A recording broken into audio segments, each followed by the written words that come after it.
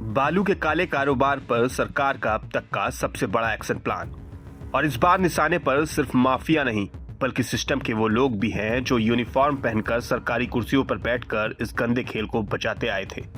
हाँ, उनके खिलाफ भी अब शिकंजा कस चुका है।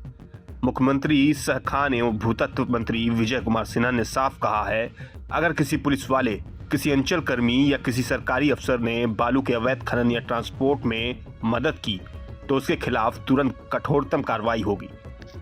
विभाग की लगातार मॉनिटरिंग और कार्रवाई के बावजूद कुछ थाना क्षेत्रों से शिकायतें मिली, जहां बिना नंबर प्लेट वाले बालू से भरे ट्रैक्टर रात के अंधेरे में आराम से निकल रहे थे। यह सिर्फ लापरवाही नहीं बल्कि गहरी मिलीभगत का संकेत था। और अब इसी मिलीभगत को जड़ से काटने की शुरुआत हो चुकी है। गृह विभाग को सीधे निर्देश दे दिए गए हैं, पुलिस की जवाबदेही तय होनी चाहिए। चाहे थाना स्तर का कोई कांस्टेबल हो, प्रखंड का कोई कर्मचारी या अंचल का कोई ऑफिसर, अगर किसी की भूमिका संदिग्ध मिली तो उसके खिलाफ तत्काल एक्शन लिया जाएगा। न चेतावनी न समय, सिर्फ कार्रवाई। इधर जिलाधिकारियों और पुलिस अधीक्षकों को भी आदेश दे दिए गए हैं, संवेदनशील इलाकों की पहचान करो, तुरंत छापेमारी करो। और यह छापेमारी सिर्फ औपचारिकता नहीं होनी चाहिए बल्कि अवैध परिवहन की कड़ियों को तोड़ने वाली असली कार्रवाई होनी चाहिए। रात के रूट, नदी किनारे, बालू घाट और वो रास्ते जहां से माफिया सालों से आसानी से गुजरते रहे, अब सब पर कड़ी निगरानी बढ़ा दी गई है। और अगर भविष्य में बिना नंबर प्लेट वाला एक भी वाहन पकड़ा गया तो जिम्मेदारी सीधे अफसरों पर तय होगी और उस पर भी कार्रवाई होगी। उधर गृह मंत्री सम्राट चौधरी के निर्देश पर आर्थिक अपराध इकाई EOW ने भी स्पेशल टीम बना दी है। बालू और जमीन माफिया को चिन्हित कर अब ऐसे टारगेटेड कार्रवाई शुरू हो चुकी है। पहली बार ऐसा हो रहा है जब माफिया के साथ साथ सिस्टम में छुपे उनके मददगारों को भी एक साथ टारगेट किया जा रहा है। इस ऑपरेशन में आम लोगों को भी जोड़ा गया है। सरकार ने लोगों से अपील की है, अगर कहीं भी बिना नंबर प्लेट वाला बालू लदा ट्रैक्टर या ट्रक दिखे, रात में अवैध परिवहन होता दिखे या किसी अधिकारी की मिली भगत दिखे तो तुरंत सूचना दें। इसके लिए हेल्पलाइन नंबर भी जारी कर दिए गए हैं, 94 73 19 14 37। सूचना देने वाले को बिहारी योद्धा पुरस्कार के तहत इनाम भी मिलेगा। ट्रैक्टर पकड़वाने पर 5,000 और ट्रक पकड़वाने पर 10,000 रुपए। सरकार का साफ संदेश है, खनन व्यवस्था को पारदर्शी, नियंत्रित और पूरी तरह कानून के दायरे में लाना है। तकनीकी निगरानी बढ़ाई जा रही है, टीमों को मजबूत किया जा रहा है और सबसे बड़ी बात, अब पुलिस और प्रशासन दोनों की जवाबदेही तय होगी।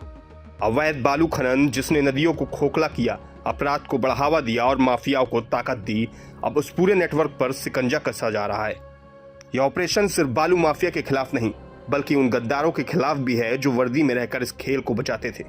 अब काउंटडाउन शुरू हो चुका है और आने वाले दिनों में बालू माफिया का किला टूटना तय है, क्योंकि अब खेल माफिया का नहीं, कानून का चलेगा। मैं अभिषेक सिंह, प्रभात खबर के लिए। भूतत्व विभाग के अंदर कई सकारात्मक कार्य किए गए हैं जिसका सकारात्मक परिणाम आया है।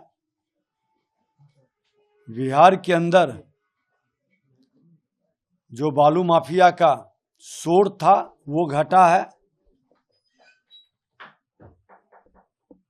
और अब बालू के तहत रोजगार के अवसर बढ़ाने का, सारे वर्क डिपार्टमेंट को वैध खनन उपयोग करने का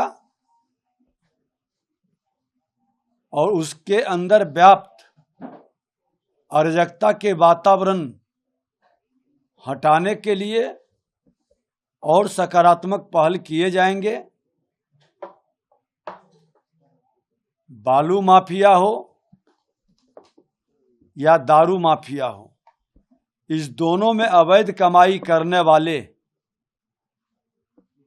भू माफिया में इन्वेस्ट करते हैं। अब संजोग से खनन विभाग, भू राजस्व विभाग दोनों एक साथ है तो चिन्हित करने में भी आसान होगा और कार्य करने में भी सुलभता होगी। हम आग्रह करेंगे कि मौसम बदला है तो लोगों की मानसिकता भी बदलेगी।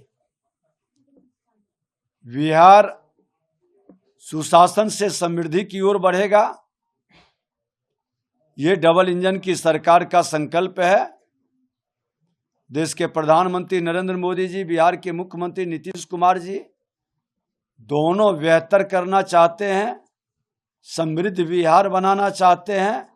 हर लोगों की इसमें भागीदारी हो और बिहार की जनता गौरवान्वित हो, हमारा यही प्रयास रहेगा। प्रभातखबर.com, विश्वास वही, रफ्तार नहीं।